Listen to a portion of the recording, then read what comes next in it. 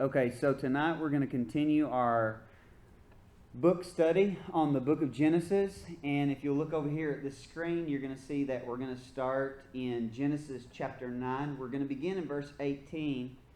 And we're picking up basically at the end of the flood story where Noah has gotten off the ark, and Noah he has sacrificed to the Lord, and the Lord made a covenant with Noah and really all of humanity that he would never flood the earth again, and he sealed that with the sign of the rainbow. And basically that was the last part of what we read in our last session. So tonight we're going to begin in verse number 18, and we're going to attempt to read through the end of chapter number 10. One thing that we need to understand is that basically from Genesis 9 and verse 18 through the end of chapter number 11 is giving an account for the post-flood populating and spreading of Noah's sons and their descendants. Basically, where all the people groups ended up during the time after the flood to the Tower of Babel, and then Genesis chapter 12 forward will be concentrated primarily on Abraham and Abraham's descendants, who we know as the Hebrew people and ultimately Israel. So we're going to start at verse 18, and it's going to basically list who are the sons of Noah, and it's going to get into describing their families as we read along. But first, it's going to share a rather interesting story. So verse 18, and the sons of Noah that went forth of the ark were Shem, Ham, and Japheth. And notice what it points out here. And Ham is the father of Canaan. Now let's stop for just a second. This would be an appropriate time to ask the question, who was this written to? Israel. Moses would be writing this to Israel. Israel is fresh off the Exodus. And he is writing to Israel. And where is Israel in the process of going to? Canaan, which would be very significant for him to point out the connection of Canaan, the Canaanites, the people that they're about to go in their land and dispossess and take over their land, and how that he is connected to Ham. Because we're going to see as we read along that the children of Israel who have been rescued out of Egypt are descendants of who? Shem. Okay? Notice who's listed first in this list of names. And the sons of Noah that went forth off the ark were Shem. Wonder why they listed Shem first. He's not the oldest. Who's the oldest? Pop quiz. Japheth. Who's the youngest? Ham. So who's the middle? Shem. But they list him first. Why is that? Propaganda. It really is. It is them prioritizing their status as the elect of God and tracing that back to Shem, who was a son of Noah, and therefore there is a huge purpose in the order that it is writing the sons. And also the fact that it points out where Canaan came from. Verse 19 says, these are the three sons of Noah, and of them was the whole earth overspread. And before it gets into talking about this process and who settled where and how that happened in chapter 11, it's going to tell this story. It interrupts with this story about Noah, and then it's going to move on to where everybody ultimately settled. And there's a purpose in this story, because this story is very much related to people that the Israelites are about to encounter. And it's going to cast a negative light upon a particular people group, a particular son of Noah, and that is prepping them for their confrontation with these people because they're about to go in their land and just kill every single one of them. So, as it was noted, there's a little bit of propaganda here, I believe, in this passage that we can pick up on.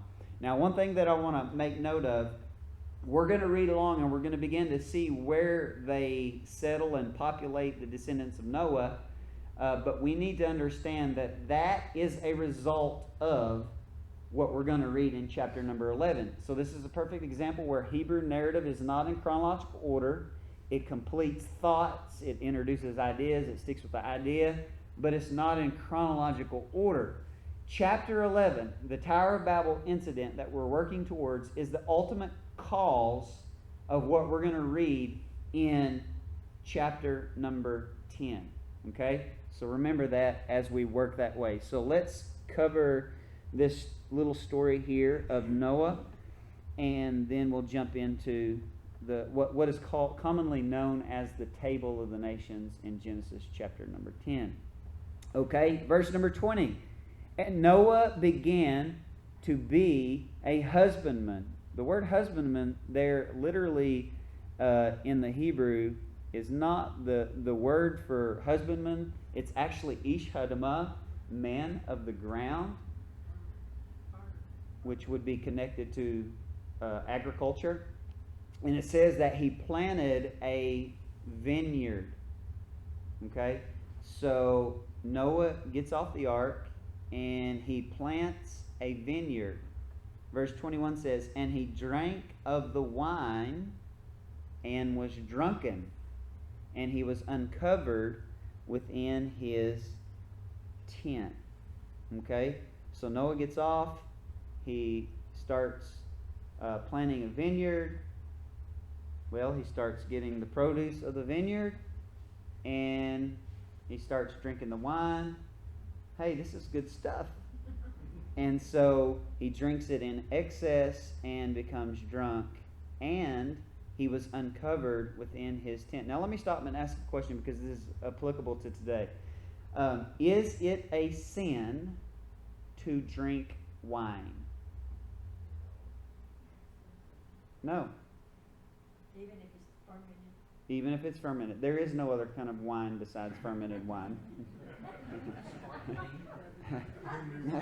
That's called juice. Sorry, I couldn't pass that up. That was waist high at about 80 miles an hour. So you smoke it, right? No, I mean, the Bible actually encouraged in antiquity, they drank wine because it has a probiotic effect. It has benefits that it can bring to the digestive system, bacteria that it can bring to the digestive system that can help normalize and stabilize your digestive system, which is important because your digestive system is important to you being able to recover, your health. I know a lot of you know that. The problem is anytime we take any substance, wine, alcohol, beer, etc., to the point where we are no longer sober, that is where the sin is. In our culture, a lot of people are unable to say, okay, tonight at dinner I'm going to have a glass of wine or I'm going to drink a glass of beer. That in and of itself is not a sin. With that said, I'm a teetotaler. I don't drink anything alcoholic because of my role in the church and because of how our culture in the Bible Belt looks at that. I believe it would be a stumbling block, and Paul adamantly says that we are to sacrifice things that we like in the flesh if it would be a stumbling block to our brother. Plus, I've never drank any alcohol that I liked. So that's just me. But with that said, it doesn't mean it's a sin for someone else. Say they have an acquired taste for barley and they want to drink a beer. That is not a sin as long as they do not become buzzed or drunk. When you lose sobriety, that's where you are in error, and it's just going to lead to problems. I don't know any people who have good things that come in their life from drunkenness. Amen. I mean, it hurts marriages, it hurts homes. It brings out characteristics in us that are not normal. There are a lot of people who are violent when they're drunk. There's a lot of people who become very sexual when they're drunk. There's a lot of different ways that it can manifest, but it opens the door to so many poor endings to the story as we're about to read. And that's what happens. Noah was a righteous man. Remember that. And he got involved in something in life that he enjoyed. That was not a sin in of itself, but he took it too far. He did not use self-control. He began to drink in excess, and he became drunk. And as a result of that, it says, and he was uncovered within his tent. So we could translate that in modern day vernacular as he was passed out butt naked in his tent. Right? Verse 22, watch what happens. And Ham, the father of Canaan. Notice how it keeps being pointed out that Ham is the father of Canaan. That's polemic against the Canaanites because Israel is about to go and kill them all. So it says, and Ham, the father of Canaan, saw the nakedness of his father and told his brethren without. So what does it mean to see the nakedness of his father? We're going to read through verse 24 and then we're going to come back and try to answer that. It says, watch what happens as a result. Ham sees the nakedness of his father, and he tells his two brothers, and Shem and Japheth took a garment and laid it upon their shoulders and went backward and covered the nakedness of their father, and their faces were backward, and they saw not their father's nakedness. So they both get on one end of what they're going to cover with, and they hold it right here, and then they walk backwards, and then they drop it over. That is what would be assumed or presumed based on the surface reading of this text. And it says that they saw not their father's nakedness. But watch what verse 24 says, and it would at least suggest that there's more to this story than what we would read and assume. Verse 24, and Noah awoke from his wine and knew what his younger son had done unto him. How would he know just from waking up from being passed out drunk if all Ham had done was looked in the tent, oh, Dad's naked, and goes and tells his brother, hey, Dad's naked in the tent, ha ha ha. I mean, how would he know that? So something has been done that when he wakes from his drunkenness, he knows what has been done. In mine it says that he made fun of his dad. No. I've heard that he was homosexual. No. I'm going to show you an example here. I'm going to open a search. Notice that I opened a search in this window right here. Now, what we're going to do is we are going to do a search, and we're going to use some key words that are in this story, and we are going to do a search and see if there's anything that pops up with those same terms, in particular in writing that would be also ascribed to the same author, which in this case would be Moses. So, in this story, who was uncovered? Noah, which is what figure in the family? Father. So let's just put father and by capitalizing and, it will do a search that the verse has to have both words. So we're going to do father and, let's say, how about nakedness? Because that's what it says. His nakedness was uncovered. So let's run and generate a report. In 1 second, we see that there are 38 results in 12 verses. Now let's look. We see that it's in Genesis 9, verse 22 and 23. Well, look at this. Leviticus chapter 18, which happens to be written by the same guy who wrote Genesis. Let's see what that says. Wow, it pops up a lot. Notice that it has the words highlighted. It says, let's read in verse 6 and see if we can contextualize this. None of you shall approach to any that is near of kin to him to uncover their nakedness. I am Yahweh. The nakedness of your father or the nakedness of your mother shall you not uncover. She is your mother. You shall not uncover her nakedness. The nakedness of your father's wife shall you not uncover. It is your father's nakedness. Whose? Your father's. So, who was violated? The mother. By contextualizing this, comparing it to another piece of the same author's writing, we get the gist of what is being said. So what happened that day that he was drunk? Noah's passed out in the tent, and Mrs. Noah probably was as well.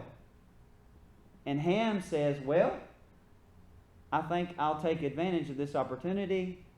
And he goes in and he uncovers his father's nakedness, which means he did what? He slept with mommy, which is an abhorrible thing to do, which is why I have mommy over here. I'm like, oh no, you didn't. So this is obviously a negative and derogatory thing, just absurd thing that he has done, which explains why when Noah wakes up and realizes someone has violated my wife and uncovered my nakedness by sleeping with her, which explains why the other two brothers walk in backwards. They don't want to see mama naked. Because, let's just be real. Guys, it's not a big deal to see dad naked. But we don't want to see mom naked. Okay, that's a little bigger deal. I mean, you're growing up, it's just you and dad at house. You don't care if you walk around naked. You don't care, get out of the shower, walk around the house, whatever. No big deal. There's dad. Hey, what's up, dad? Mom, you need some clothes. It's just natural. That's how we are naturally inclined. Therefore, he goes against the natural inclination within us as human beings, and juxtaposed to the other two brothers who do the right thing. They're like, we don't, no. We're going to cover this up. And so they do what is honorable. Are you following me? So I want you to apply this same principle of hermeneutics and contextualizing things. Look for key terms that are used by the same author throughout the Bible, and that will help put things in their proper context, and will help you have understanding and perhaps fill in the blanks of some passages that are kind of missing information. And to us as outsiders trying to look into an ancient text, we don't pick up on things that they would have picked up on immediately. We have to do a little more investigating and discovering and looking through the scripture and doing comparisons. Okay? Did y'all find that helpful? Yeah. Okay, so verse 24. And Noah woke from his wine and knew what his younger son had done unto him. Watch what happens in verse 25. He said, "Cursed be Canaan." What does Canaan have to do with anything? Canaan is and here's the thing about it. This tells us he's writing to people who know who Canaan is, because Canaan has yet to be introduced prior to these verses that we've read about Canaan being a descendant of Ham. He's not been introduced in the Genesis narrative. So these are people who are familiar with Canaan. In particular, let's not limit it to Canaan, but let's say Canaan's descendants, which happen to be all the people who are living in the promised land that has been promised to Abraham and his descendants. Okay? So he curses Canaan, which is the youngest son of Ham.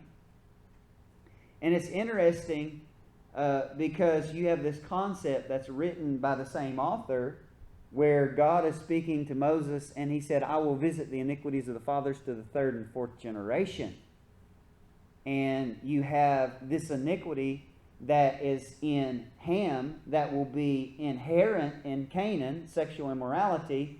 As I've described in other sermons, I've taught you guys that the reason why the Israelites were allowed to and commanded to kill all the Canaanites is because they engaged in sexual immorality, and in particular, they had sexual intercourse with the gods, the sons of God, which was a big no-no. And because God couldn't flood the earth again, he was going to use the children of Israel to wipe them off the planet. And indeed they did through King David and his mighty men in the end. Joshua, obviously, in his conquest going into the promised land, killed off many of them. But the point is to show that the sexual immorality has been passed down, and therefore the curse will affect not only him, but his descendants. Okay? Now, it says, as you read on in this verse, a servant of servants shall he be, or literally translated, a slave of slaves he shall be unto his brethren. Okay? So basically, if we had a totem pole, what did that just do to Ham? Put him at the bottom. Actually, it just kept him at the bottom because he was already at the bottom. Anytime they've listed their names, he's not at the beginning, at least.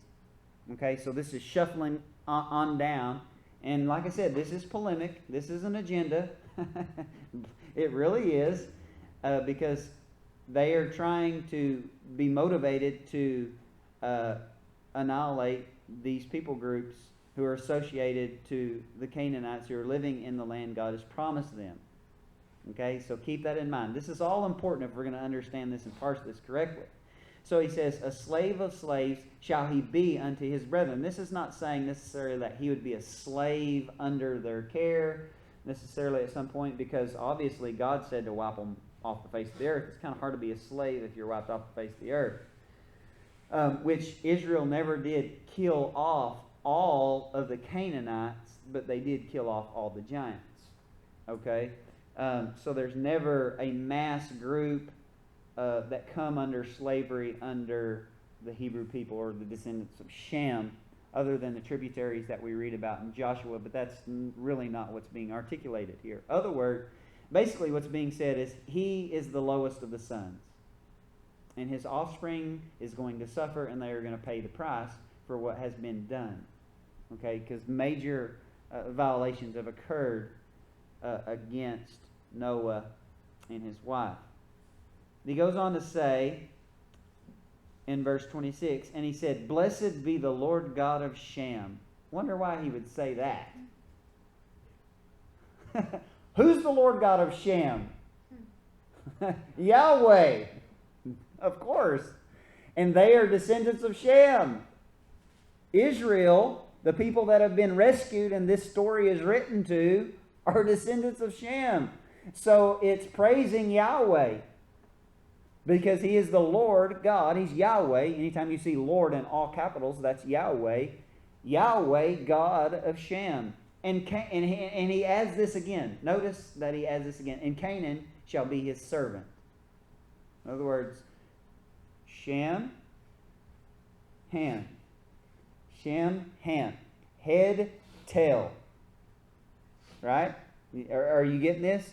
And to describe the curse, it's mentioned 3 times, which is a complete number that is illustrating a fact that's trying to be portrayed.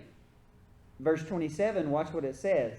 And God shall enlarge Japheth, and he shall dwell in the tents of Shem. I actually believe that's prophetic, what he says about Japheth, because we'll see this as we go through the list of names here in the Table of the Nations. But Japheth is responsible for bringing us people who are primarily from north of Israel and in Europe, Spain, Greece, up in that area, up into Russia. Basically, you could say it this way, all the white folks are descendants of Japheth. And primarily, if we look at history, who responded to the gospel message the best? Japheth's descendants. And what did they do? They started dwelling in the tents of Shem. They took Israel's place as God's people. Are you following me? This is not the extreme replacement theology, but we have taken that role of being the people of God and having favor with God. So it says, God shall enlarge Japheth, and he shall dwell in the tents of Shem. And he says it again, and Canaan shall be his servant too. Now, let me talk about a few things that have been introduced, which are not accurate. And that is, there are some who have interpreted this passage to mean that this was God cursing people and now they have black skin. The reason why that is because people that have black skin, their lineage is traced back to Ham. But so are the Egyptians and other people groups that we'll see here in just a moment, and they are not of black color. So there's a lot of things that were taught, just a few decades ago, pretty heavily in the Bible Belt, that was basically downing black people, and that is not at all the curse on Ham. Not at all. That his descendants would be black. Has nothing to do with that. However, a lot of Ham's descendants did have black skin. A lot of Sham's descendants had brown skin, and Japheth produced all the whiteys. Okay?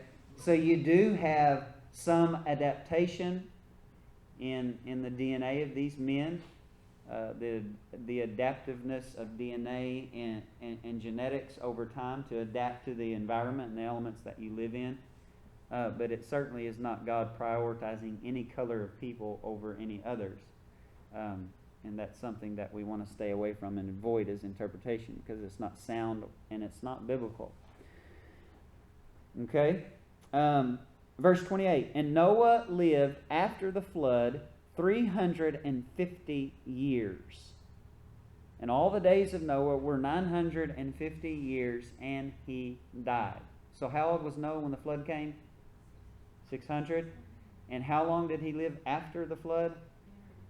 350. Remember when we read in Genesis chapter 6 that God said, my spirit will not always strive with man, in that he is flesh, yet his day shall be 120. There are some people who interpret that to believe that prior to the flood that God decreased the age of man to 120 years. Okay, think about this. This is after the flood sometime. It's far enough after the flood that Noah's 3 sons have kids. Many kids. And Noah lives 350 years after the flood. So let's ask a simple question. Is 350 greater than 120? Or could we ask an even better question, is 950, because that was the total years that he lived, greater than 120? That's a no-brainer. So, did God decrease the age of man prior to the flood?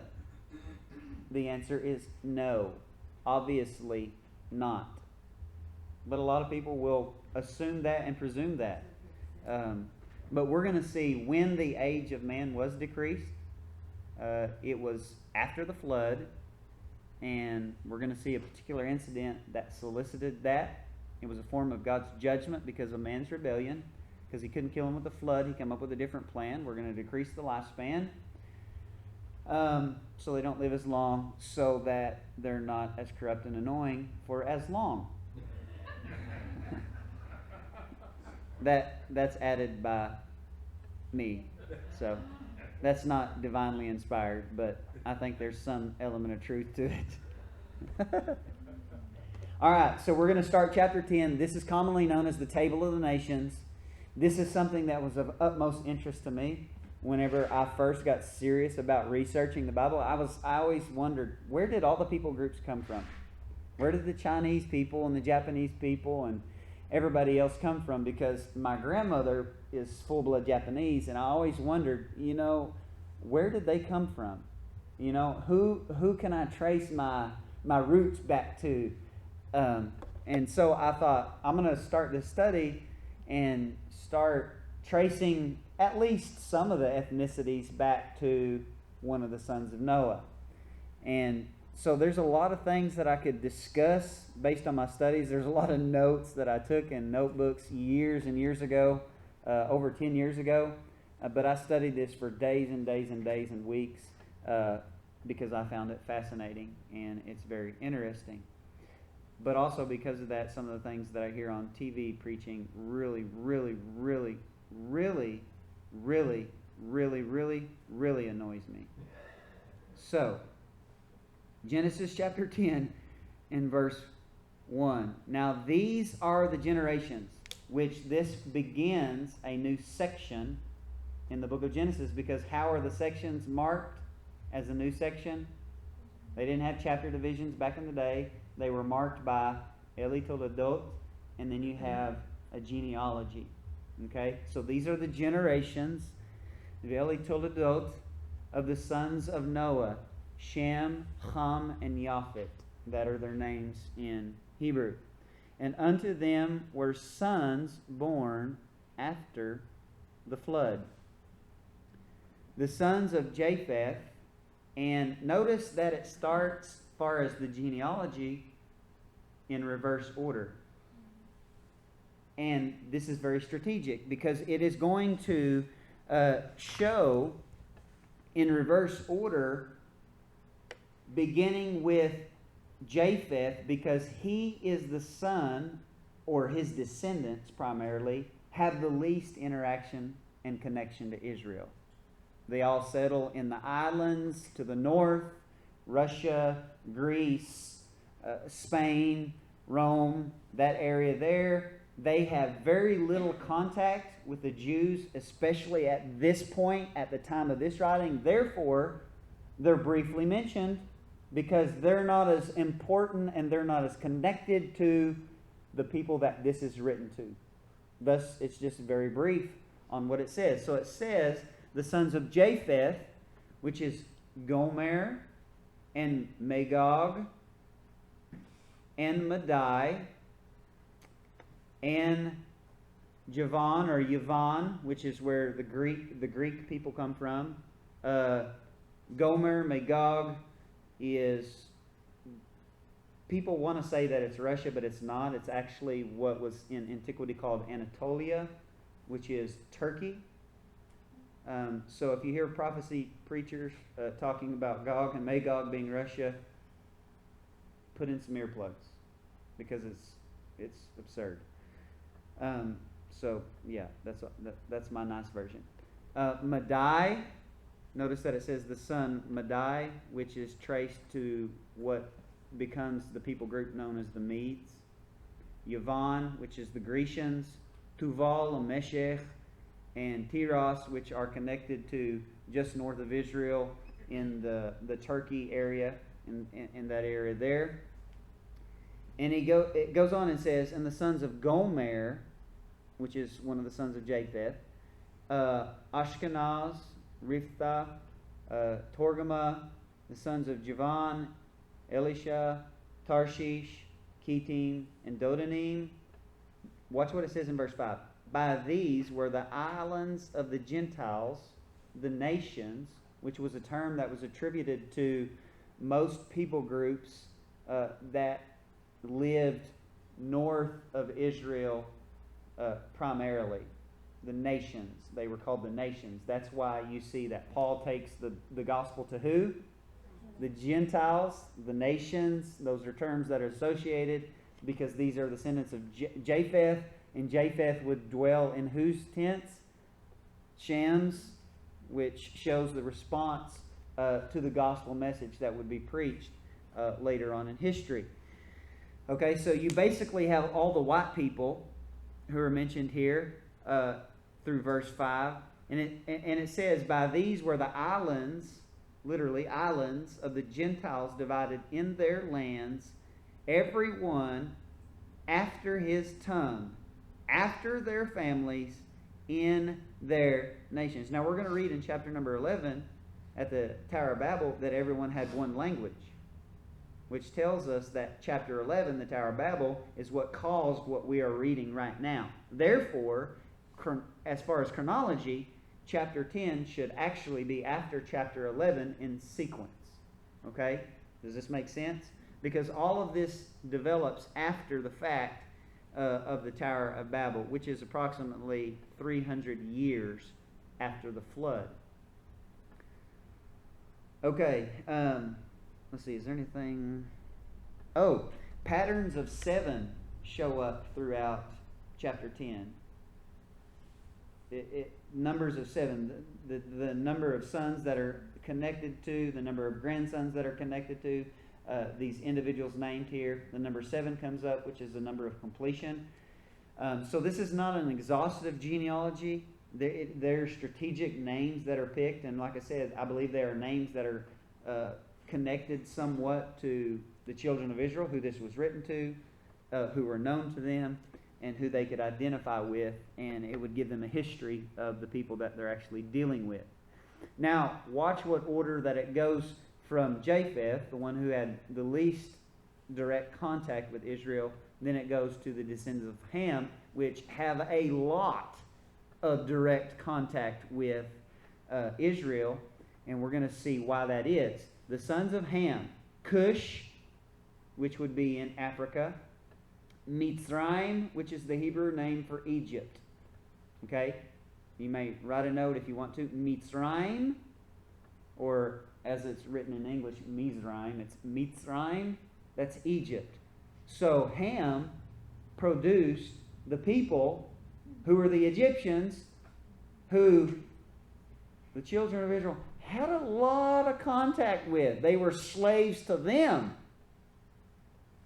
for years before being rescued, just prior to the advent of this writing.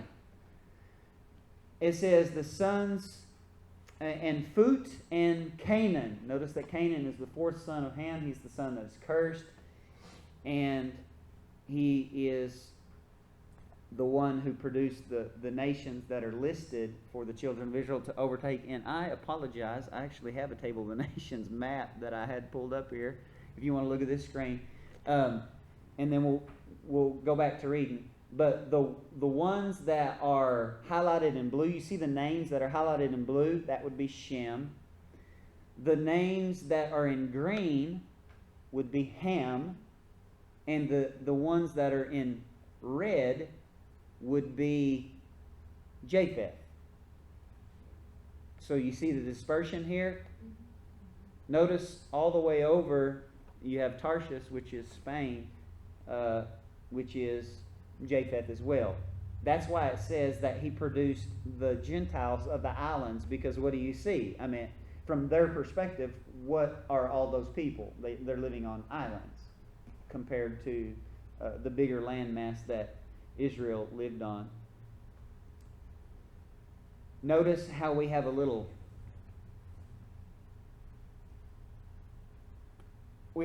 cutout of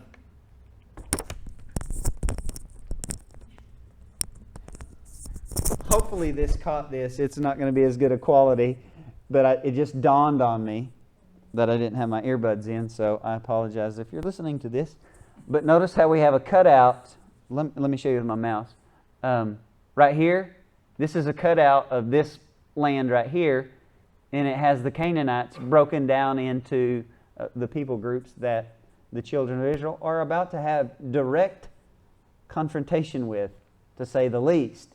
So it goes into great detail listing some of the names of the people groups. I Can I slap myself? Is that okay if I slap myself real quick? I can't believe I forgot to put these in. All right. Verse 7. And the sons of Cush, Sheva and Chavila and Savta and Rama and Sabdacha. And the sons of Rama, Sheva and Dedan. You can look on the map and you can see some of these names that we're reading. And then you'll have an idea of where they settled. Okay, it says, and Cush begot Nimrod, and he began to be a mighty one in the earth. He was a mighty hunter before the Lord.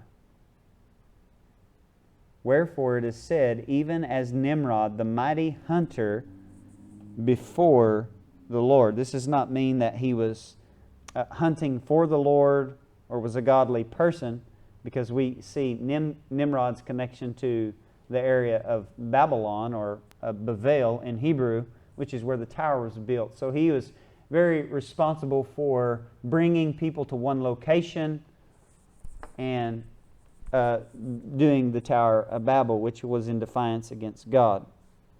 Okay, it says, in the beginning of his kingdom was Babel, or Bavel. This is the same word that you see later on in like Jeremiah and other prophetic writings as Babylon. Babylon is the same location, which would be in modern day Iraq. It says Babel and Erech and Akkad and Calneh and the land of Shinar. Out of that land went forth Ashur. Ashur is the name that is connected to Assyria. It would be the Hebrew name for Assyria, Ashur, and builded Nineveh, which became the epicenter later on in history of the Assyrian Empire. And the city Rehoboth and Kala and Rezin between Nineveh and Kala, the same is a great city. Verse 13, and Mitzrayim begat Ludim. Mitzrayim again is the Egyptian, where the Egyptians came from. Begot Ludim and Anamim and Lehabim and Naphtuhim and Pathrusim and Casluhim, out of whom came Philistine. Who would the Philistine be? Philistines. Who would be the Philistines? The same Hebrew word, Philistine. And Caphtorim. And Canaan begat Sidon, or we say Sidon. We see that even in the Gospels as a place that is in northern Israel, to the north on the Mediterranean coast, which is where Jezebel was from. A lot of interesting connections we could talk about, but won't at this time. It says, Canaan begot Sidon, his firstborn, and Heth, which is the Hittites that we see mentioned in the land of Canaan, the Jebusite, the Amorite, the Girgasite. So we begin the Ites. And the Ites are important because the Ites were the people that God commanded Israel to destroy. The Hivite, the Archite, the Sinite, and the Arvadite, the Zemarite, the Hamathite. And afterward were the families of the Canaanites spread abroad. Okay, so they surrounded the land of Canaan. Notice what else is mentioned. Why would this be important? Think about what we've discussed thus far. Verse 19. And the border of the Canaanites was from Sidon, northern Israel, as thou comest unto Gerar, unto Gaza, which is down the Mediterranean coast, as thou goest unto Sodom and Gomorrah, Admah, Zeboim, even unto Lasha. These are the sons of Ham after their families, after their tongues, in their countries and in their nations. In other words, they're living in the land that God has promised you. Keep that in mind, because we're going to kill them. And that's ultimately what happens. Verse 21, we're going to move on to Shem and Shem's descendants, which ultimately bring us the Hebrew people and the Israelites And that's where the focus of the rest of the entire Bible will be after we get past chapter number 11. Fascinating. Unto Shem also the father of all the children of Ever, which is the root which we get the word Hebrew, Ivrit, Ivrim, the brother of Japheth, the elder. Here we have it, where it says that Japheth is the eldest.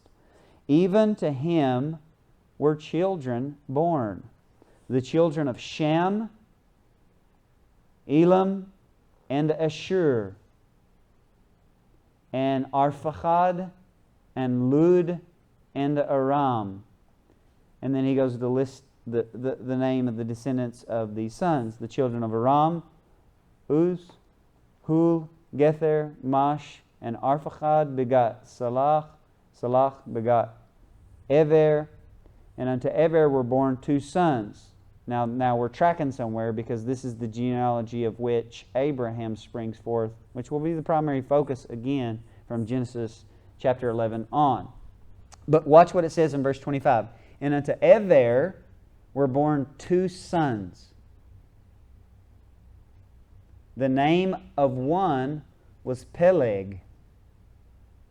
Remember, they named their children specific names that were connected to events associated in their lifetime.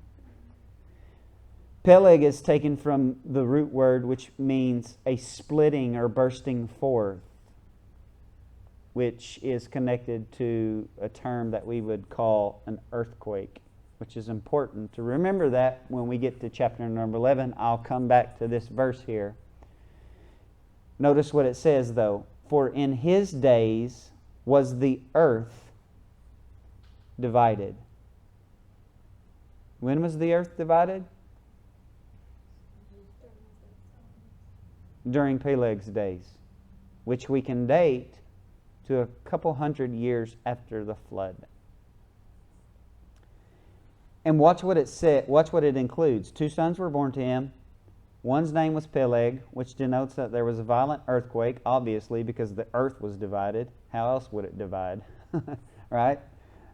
And it says his brother's name was Joktan, or in Hebrew, Yokatan. There are extra biblical sources that tell us why he has that name, and it makes perfect sense. Yoktan is taken from the root katan, which means smaller, least, to decrease, lesser. And it's in a future form. And it literally means he will decrease. Because in his days, God decreased the age that man would live. And when you study the genealogies and put the figures and the numbers together, and I've done that in a Hebrew Foundation service, you will see that during his lifetime, man's age limit dramatically decreased and never recovers in history from that time forward. The splitting of the earth, the earthquake, and the decrease of man's age are God's judgment in response to the rebellious act of the Tower of Babel. Because, trust me, I believe God wanted to kill them all again. But he said, I kind of can't do that. I can't flood the earth again. So, as we'll read in chapter 11, he comes down and confounds their languages. There's a massive earthquake. People are spread. And that's why you have Genesis 10 where it says, and this is where this people group ended up, this is where this people ended up, this is where this people group ended up, according to their language, according to their family. Because prior to chapter 11 in the Tower of Babel, everybody spoke one language. But something happened there that changed history. And it's very much overlooked in the study of the Word of God, because the Tower of Babel, as we'll see, is a major, major game changer in how God would work with humanity. It is from that point forward where God zones in and focuses on Abraham and his descendants and kind of says, all right, rest of the world, you want to serve all the other gods? You want to be rebellious? Go for it. I got me a remnant of people that I'm going to work in and through to bring my covenant plan to pass, to bring forth the Messiah, to bring forth the Word of God, and nothing will stop it. No gods, no people groups. Matter of fact, I'm going to choose little old Israel out of Egypt and get it done. So it tells us a lot about the rest of the Bible, the rest of the Old Testament. It says in verse 26, and Yoktan begot Almodad and Sheleph and Hatzarmar. I can't say these words in English, so I should just look at them in Hebrew. Chatzarmavet. See, it's easier in Hebrew if you just look at it in Hebrew because they're not natural English words. And let's see, Yarach and Hadoram and Uzal and Dikla. Man, here's some baby names, guys. Everybody's always looking for some different name to name their kids. Hey, we got some right here. And Obal and Abimael and Sheba and Ophir and right, Havilah and Yobab. Get over here, Yobab. All these were born the sons of Yoktan, and their dwelling was from Mesha, as thou goest unto Sephar, a mount of the east. This would be in what is called today modern Arabia, a mount of the east. These are the sons of Shem, after their families, after their tongues, in their lands, after their nations. And again, all of this did not take place until after the Tower of Babel.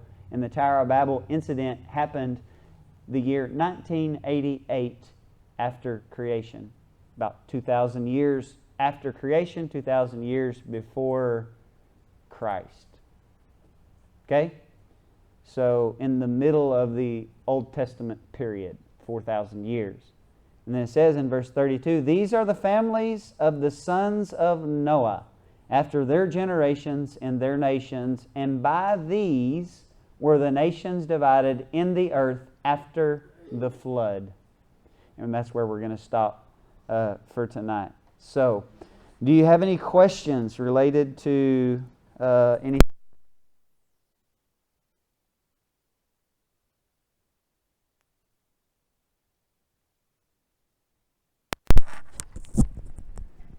Well, this is my assumption because the story is incomplete in everything that it shares, but undoubtedly he wakes up and realizes his wife has been violated.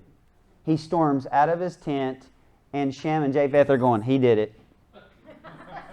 He did it. I know I would be, right? We walked in backwards. We don't want no part of it. It was him. And therefore the curse is pronounced on his descendants. Yeah. She could have been awake and it been a forced thing. The Bible doesn't even mention her. You have to draw that conclusion by contextualizing with other writings of Moses. So, there's a lot of guessing. So we wouldn't want to be adamant on how the story unfolded. We just have what we have, and undoubtedly, these people would have had more information than we do. We're not living in that time. We're outsiders, generations, cultures removed. So, again, the limits of, being several thousand years after the fact. So, Canaan wasn't a product of his mom, or was he? No. Mm-mm. I wasn't sure since you said, I didn't know since you said something about the iniquity being in him. So that inward bent, iniquity, that sexual perversion was passed down from Ham generationally, because Canaan is the fourth son of Ham, and we can't say that he came from that situation. But I guess you couldn't totally rule it out either. So, the Bible doesn't say, but I just know that 350 more years. Do you think he had any more kids? Who knows? I was thinking that, 350 years. What's amazing and we'll see this, and I'll mention this later on, is Noah lives into the life of the patriarchs, which is amazing.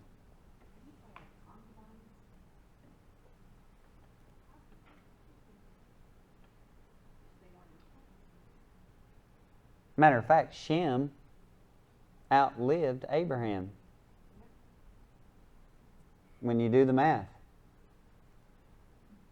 Pretty amazing.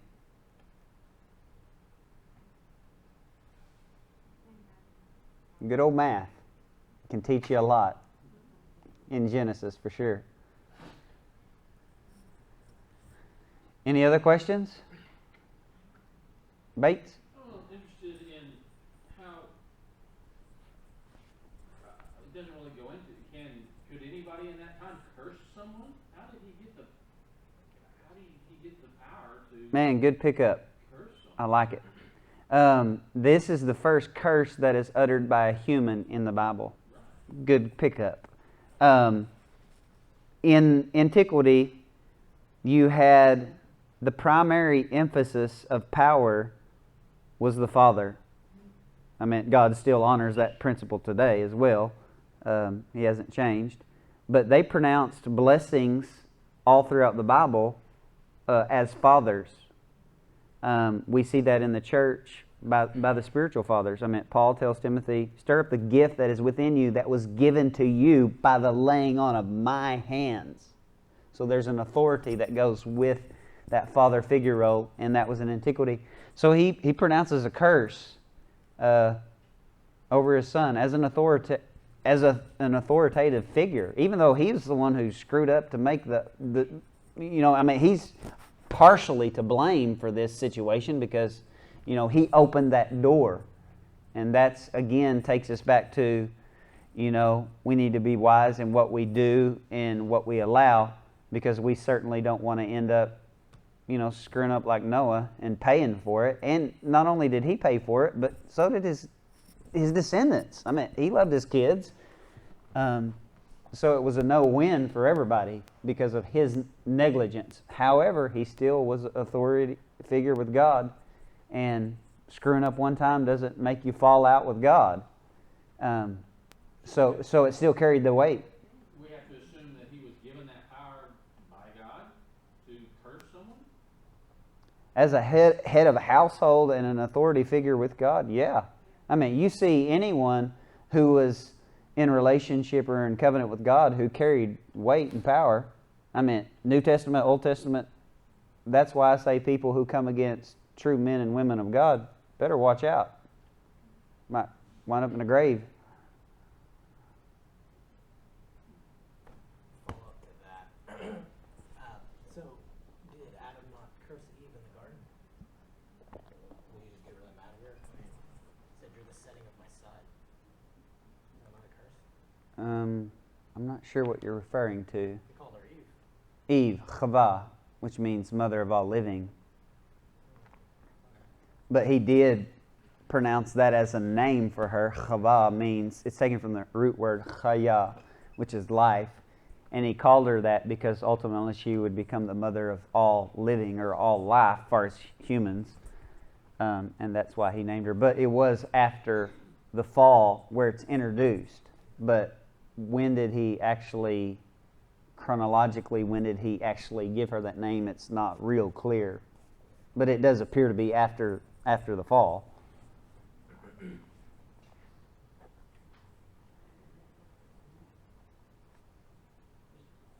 mind's turning just a minute. Of course, we have to assume that most of this information is downloaded from God to Moses. A lot of it would have been just known circulating, facts that would have been known because, back then things were passed down orally more so than today because you didn't have as much documenting, which is honestly why you don't have a whole lot of writing prior to the time of the start of the Hebrew canon, because there really wasn't a whole lot of writing forms other than your ancient pictographs and tablet type little weird writing. so you really don't have a whole lot of writing prior to this. But a lot of it would have been known, I think, and then some of it would have been given by God. As basically a prince in Egypt, he would have had access to a lot of, and he was zealous about his ancestry, so he Yeah. had access to a lot of history. Yeah, he was definitely zealous for the Hebrew people because that's why he had to flee, because defending, a lot of it we just have to speculate. I mean, there's a lot of modern skeptical scholars that want to be more liberal with the authorship of Genesis than I would be. I do believe that there has been a lot of editing and updating of the book. Undoubtedly, you can see the hand of that because there are location names, place names, and people group names that were not existent when Moses was alive. Therefore, it was impossible for him to have been the one to write that. So there was some editing and revising, just like we have today, to make it relevant as time moves on and people are familiar with places and the names that change, But a lot of scholars today want to say that there are like multiple participants in the bulk of the writing of Genesis, and that it developed and evolved over a long period of time. And my biggest complaint with that is Jesus himself gives Moses credit for the Torah. That carries a lot of weight with me. But I'm not going to deny the fact that there was some editing and revising, though, at the same time. There are some people who are just clueless about how we got our Bible and why people make those statements that there could have been multiple hands that wrote particular books. And I've explained some of that in the past. But it occurs. I mean, people really believe the Bible fell out of the sky and it's just as it was when it fell out of the sky. Yeah, King James, it fell out of the sky. Perfect. There's no other Bible. Yeah. But anyway, yeah, there was definitely a process to it. So, I mean, I have some family. They would say, "No, don't you know the King James Bible is the only Bible you should read?" We have two options here. I'm going to lay down or I'm going to slap somebody. Which do you prefer? Because really, it's just... Anyway, it's a very, very, very, very ignorant statement. When I say ignorant, uninformed. I've talked all my life, and I'm afraid to read it for a long time. Yeah, because people don't think here. And here's the value of thinking. The Bible was given to Moses, and he didn't speak English. So how is the King James Bible the Bible we should all read? I mean, wow, what a thought, right? But, people are banned from thinking in the Bible Belt. Because we might actually have to read our Bible if we think. Sorry, I'm feeling mean. Dylan? You said something about it earlier. I don't know if you're talking about this specifically, but has anyone ever been able to trace genealogy back to those names? Like, is it possible? Sure. I meant to today, not necessarily. For example, like the Asian people are Semitic. That's one thing that I discovered in some of my studying. Again, most of your white folks are descendants of Japheth. Your Europeans, Semitic, Shem. Semitic literally means, connected to Shem, which is where that word comes from, Semitic. It just takes off the H because we don't like to say Shem, we say Semitic. That's a good segue to my other question, which is, does it say anywhere or hint anywhere about how many languages that they were split into? No, but it does list 70 nations. which is significant because you have this number 7 that crops up a lot, and 70 crops up a lot in the Bible too. So remember that number when we get forward, because there are 70 elders of Israel. 70 are sent out during Jesus' ministry. There's a lot of times that whole round numbers pop up like that, and that doesn't mean like in these genealogies, it'll list 7 sons, 7 grandsons. It doesn't mean there wasn't more. It just chose to list that many because it's a complete number. So we don't know in some of the situations because there's a lot of round number usage in antiquity that they did for purposes like this. Because it seems like most languages can be traced back to other language roots. Yeah, there's definitely, in linguistics, there's definitely subgroups and families where languages branch, and when people move or migrate, there becomes different dialects and things like that that can evolve. So languages have been evolving. For example, Hebrew today, the sounds are a lot the same, but Hebrew is definitely a language like every other language that's evolved in some ways. You have a lot of the same basics, but you have the adopting, like in Hebrew. Hebrew has adopted a lot of English words, and they pronounce it phonetically like we would in English. Or at least close. Like technology. There is no Hebrew word for technology. Technologia. That's the Hebrew word for technology. And you have a lot of adapting of words. And you even have that throughout the Hebrew Old Testament. You have Babylonian words, Aramaic words that are adopted in the Hebrew Bible. Syrian words that are adopted. Even Egyptian words, Arabic words that are adopted as well, that have the same, they go back to the same source or the same root, because everything ultimately came forth from one language. And I believe Hebrew is one of the purest forms that would be similar to what the language that was spoken prior to the fall. And I believe that was preserved through Abraham, because Abraham was here prior to the fall. To the fall of the Tower of Babel and the dispersion of the nations. Abraham would have been alive during that. He would have been 40 years old.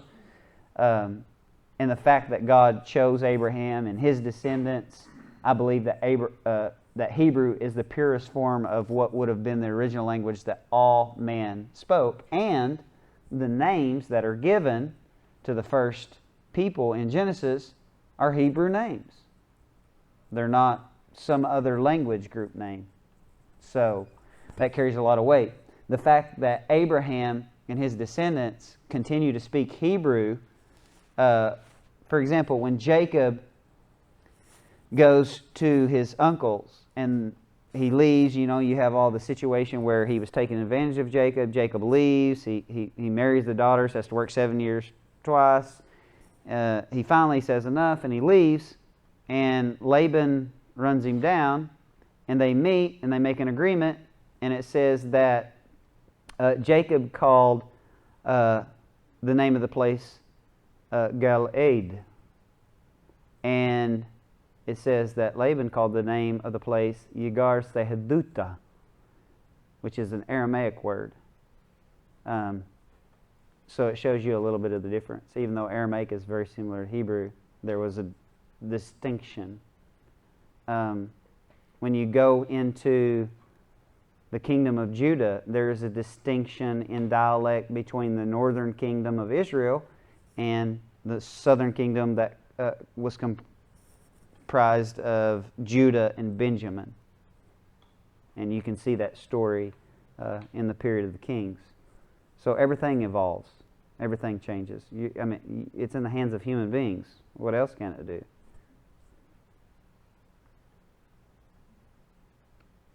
Any other questions? Does anyone need a pillow?